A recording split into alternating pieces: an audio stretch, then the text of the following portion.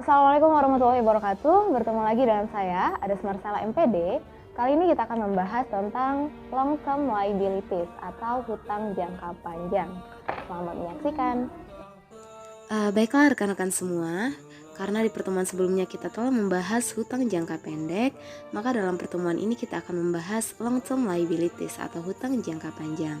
Bahasannya antara lain pengertian dan jenis kewajiban jangka panjang, kemudian jenis-jenis obligasi, selanjutnya menentukan harga obligasi, kemudian pencatatan pengeluaran obligasi, kemudian pencatatan penanaman modal dalam obligasi, kemudian penjualan obligasi sebelum tanggal jatuh tempo, selanjutnya pelunasan obligasi sebelum tanggal jatuh tempo.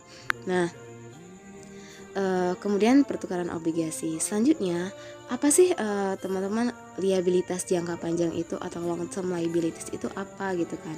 Nah, menurut Kaiso, hutang jangka panjang itu terdiri dari pengorbanan manfaat ekonomi yang sangat mungkin di masa depan akibat kewajiban sekarang yang tidak dibayarkan dalam 1 tahun atau dalam satu siklus operasi. Nah, yang pertama yaitu adalah obligasi. Kalau dalam bahasa kesehariannya, obligasi itu merupakan surat utang. Nah, obligasi itu terjadi apabila perusahaan memenuhi kebutuhan tambahan modal kerja dengan cara mengeluarkan surat obligasi. Surat obligasi adalah sebuah kontrak yang membuat janji untuk membayar sejumlah uang pada tanggal jatuh tempo yang telah ditetapkan dengan bunga periodik yang juga ditetapkan. Kemudian, apa sih karakteristik dari utang obligasi tersebut? Nilai obligasi yang pertama. Kemudian, pihak yang menerbitkan obligasi harus menjelaskan besarnya dana yang dibutuhkan atau lebih dikenal dengan istilah jumlah emisi obligasi. Kemudian jangka waktu. Nah, jangka waktu atau jatuh tempo obligasi mulai dari 1 tahun hingga 10 tahun. Semakin kecil jangka waktunya, semakin kecil juga resikonya. Kemudian ada yang namanya principal and coupon rate. Nah, principal rate adalah besaran uang yang harus dibayarkan pada masa jatuh tempo. Nilai ini berhubungan dengan redemption value, maturity value, par value, or face value. Kemudian ada yang namanya coupon rate. Coupon rate ini adalah tingkat bunga yang harus dibayarkan oleh penerbit obligasi kepada pemegang obligasi setiap tahunnya. Nah, biasanya bunganya ini tetap gitu seperti di awal kita menetapkannya. Kemudian jadwal pembayaran. Jadwal pembayarannya ini sesuai dengan sebuah kewajiban pembayaran yang dilakukan oleh penerbit secara berkala sesuai kesepakatan seperti triwulan, per semester, atau per tahun. Nah, yang kedua ada yang namanya hutang hipotik. Apa sih hutang hipotik itu? Hipotik adalah utang yang menggunakan aktiva tetap sebagai jaminan apabila peminjam tidak bisa melakukan pembayaran hipotik. Nah, kreditur bisa menyita aset yang dijadikan jaminan atas hipotik tersebut. Umumnya, pihak kreditur itu adalah bank dengan tempo sekitar 15-25 tahun. Apa sih ciri khas dan sifat dari hutang hipotek itu? Ciri khas yang pertama yaitu adalah on deal bar. Jadi hipotek tidak bisa dibagi-bagikan karena hipotek berada di atas semua aset yang menjadi objeknya. Kemudian yang kedua itu adalah asesoir atau yang disebut dengan hipotek merupakan perjanjian tambahan di samping perjanjian hutang piutang. Jadi ada perjanjian tambahannya gitu. Kemudian adalah per health search. Nah, hak mengenai pelunasan hutang tanpa mempunyai hak untuk memiliki benda yang dijaminkan. Jadi meskipun hutangnya sudah dilunasi setengah, tetap dia tidak bisa dimiliki gitu kalau belum lunas sepenuhnya. Kemudian sifatnya itu absolut, hak yang bisa dipertahankan terhadap segala tuntutan. Jadi ada hak tetapnya gitu ya. Kemudian ada yang disebut dengan droit de suite atau hak mengikuti aset yang dijaminkan di tangan siapa aset tersebut berada. Jadi misal pihak bank yang menyita, maka pihak bank yang menjamin. Kemudian droit de préférence, hak untuk didahulukan pembayaran piutangnya di antara para pemberi hutang lainnya. Jadi dia lebih diutamakan gitu pembayaran hipotek ini karena ada jaminan tadi kan. Nah, Selanjutnya ada yang namanya wesel bayar jangka panjang dan kewajiban leasing.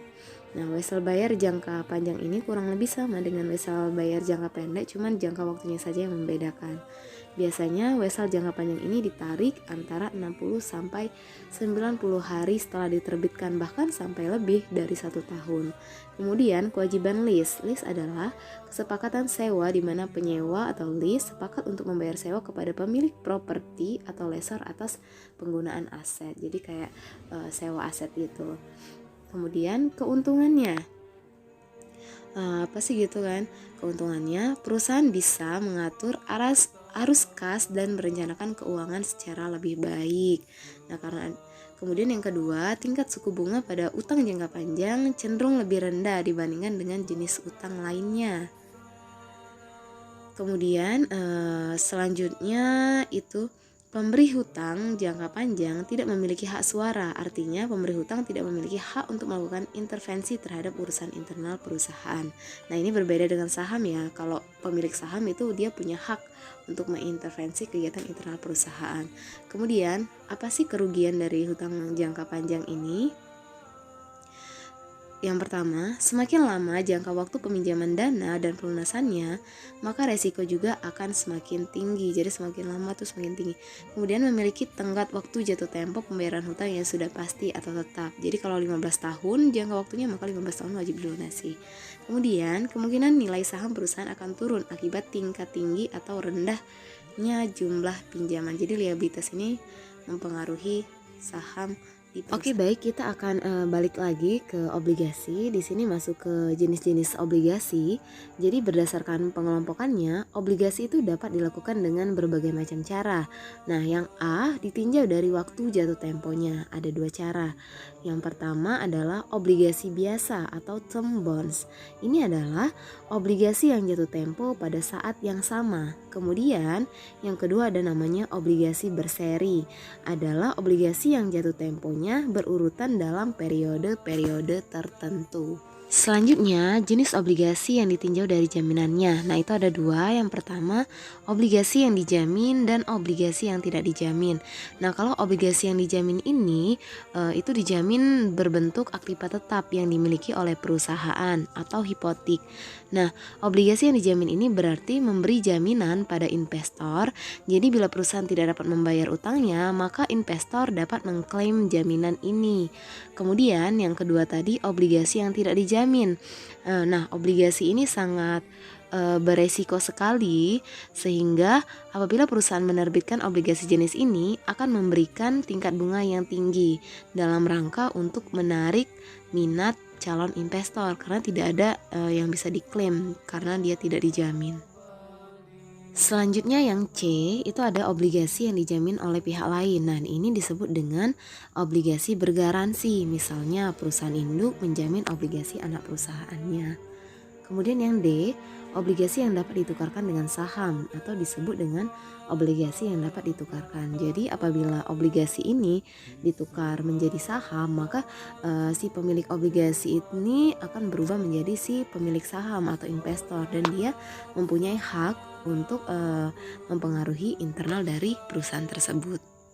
Kemudian yang E, ditinjau dari bentuknya, obligasi dapat dibedakan menjadi 2, yaitu yang pertama obligasi atas nama dan yang kedua adalah obligasi kupon.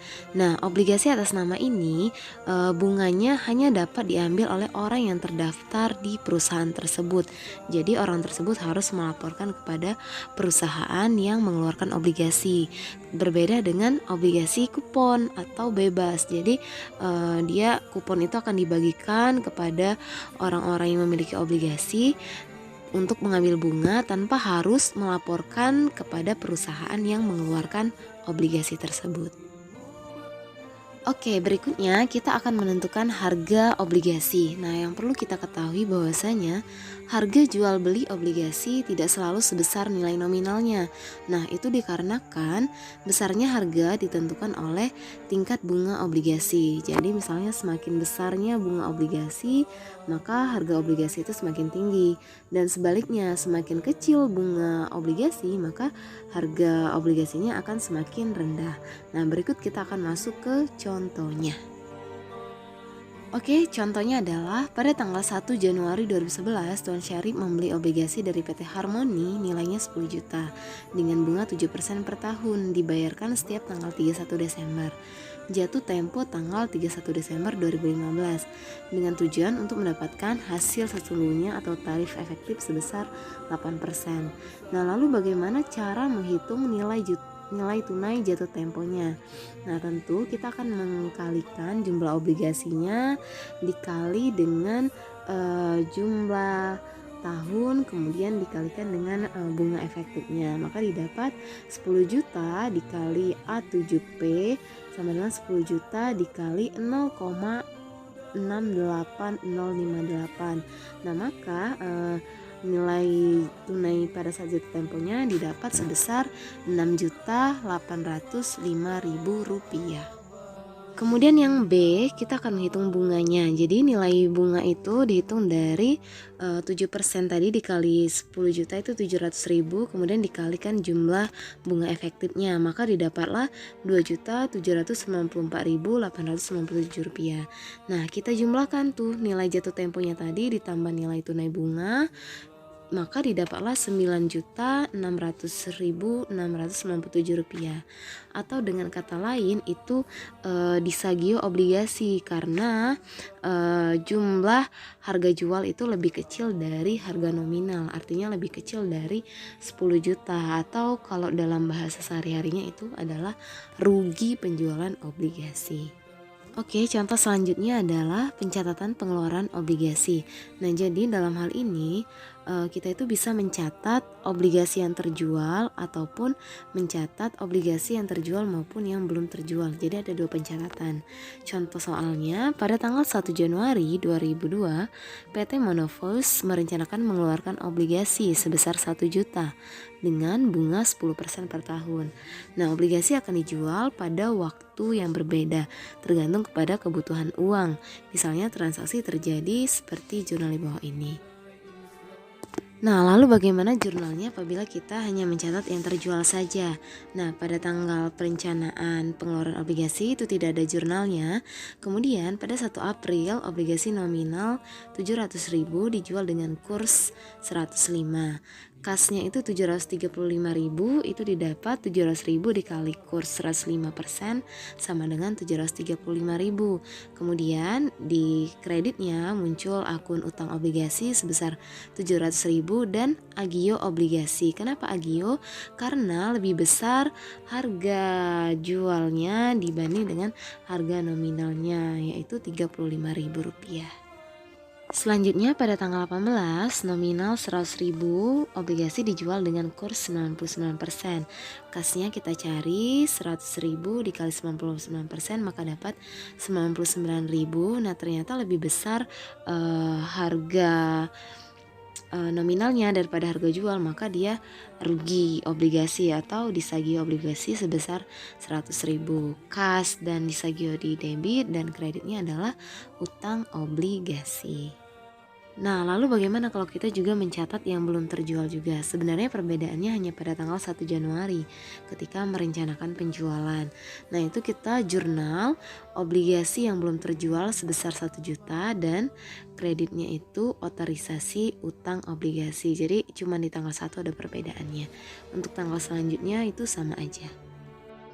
Baik, sebenarnya banyak banget contoh tentang pencatatan maupun penjualan atau maupun pertukaran obligasi ini. Namun kami cukupkan saja. Terima kasih setelah menyaksikan video kami. Terima kasih telah menyaksikan video dari saya. Jangan lupa subscribe, like, and share ya. Terima kasih. Wassalamualaikum warahmatullahi wabarakatuh.